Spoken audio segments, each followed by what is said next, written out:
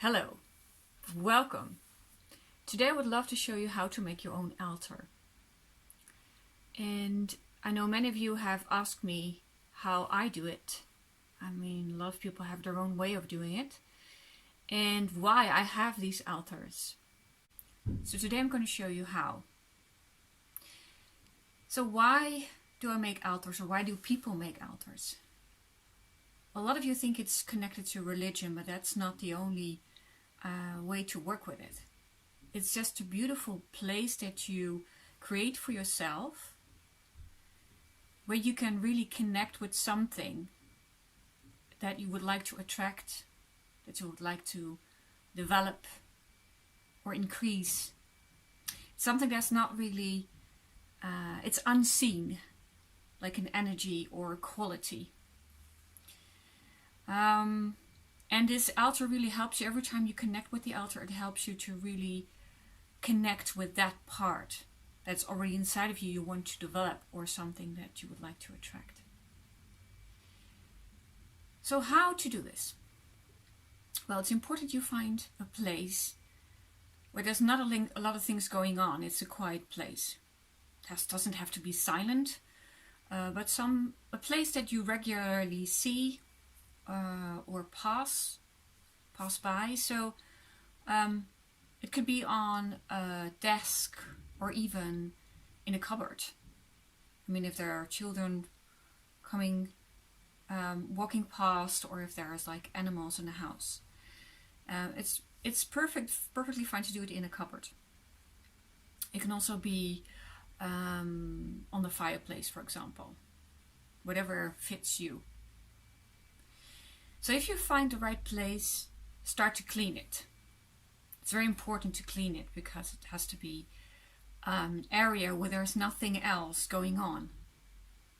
And it's also a wonderful way of preparation. You can do it with herbs, you can do it with water, you can also use sprays, you can use fire, you can also use your own breath with a good intention of love. Many ways to do that. Just find your own way to do that. The third step is to really connect with your intention. So sit at this place and connect with that what you want to connect with more. So maybe you want to close your eyes, be silent for a moment, and feel your intention. And maybe there are words coming up, and maybe it's more like an emotion or a feeling. And if you have that, embrace it fully. Maybe if you have this emotion, let it flow through your whole body and notice how that feels, the sensation of it. And things that you might want to connect with, maybe with your own spirit, with your higher self. Maybe it's with a certain goddess or certain archetype. It could be a deeper connection with nature. It could be that you want to shift something. You want to invite something. Maybe you want to connect with a certain quality inside of you. A gift maybe that you have. Or a quality that you have. Or maybe you even want to connect with a certain season. With the energy of the season. Well, if it's difficult to feel that intention, don't worry too much, because it's going to evolve, and you're going to find out anyway.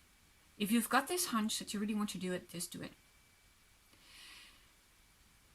Then with this intention in your body, with the connection with this intention, go and look for things you want to put on your altar. And well, you might want to find a base for your altar. I love to have a round base, you know, like a dish or something, because I love the symmetry of it. I love the fact that life consists of cycles. It's also round. And I love also the spirals, you know, all these kind of round things. So I prefer to have something round, but it doesn't have to be round. You can also have a rectangle or anything else. And you can also find, if you want to have a base, you can also use a piece of paper in a certain color.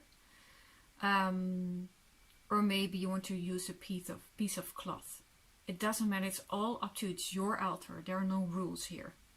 So what's up next? So maybe you want to use, when you gather and you really connect with your intention, you want to use the 4 elements. So the 4 elements are earth, water, air and fire. The earth could be presented by stones you have, that you found somewhere, or maybe crystals. You could also use seeds. I love to gather seeds. Or maybe it could be a flower you found, or that someone gave to you, you know. It could also be dried flour. It could also be something like a fruit that you found, or maybe a leaf, you know, could also be very wonderful on your altar. Then water could be presented by shell or shells, or maybe by a bowl of water. And yeah, fire could be represented, for example, by a candle. It's actually, I love to have a candle on my altars, because when I light it, it really gives me the feeling that I'm starting to connect. You know, it's a wonderful ritual to start connecting with your altar and that what it represents. But it could also be a picture of fire or something else, or a match. And also, what I often like is to use a certain picture, a card of that what represents for me that what I want to increase or develop or attract. For example, this is my favorite at the moment, the High Priestess. It could also be like a small symbol, an object, right? It could also be that you really want to have your altar in a certain color. Just whatever feels good to you, whatever your hunches are, follow it, because it's your altar and there are no rules.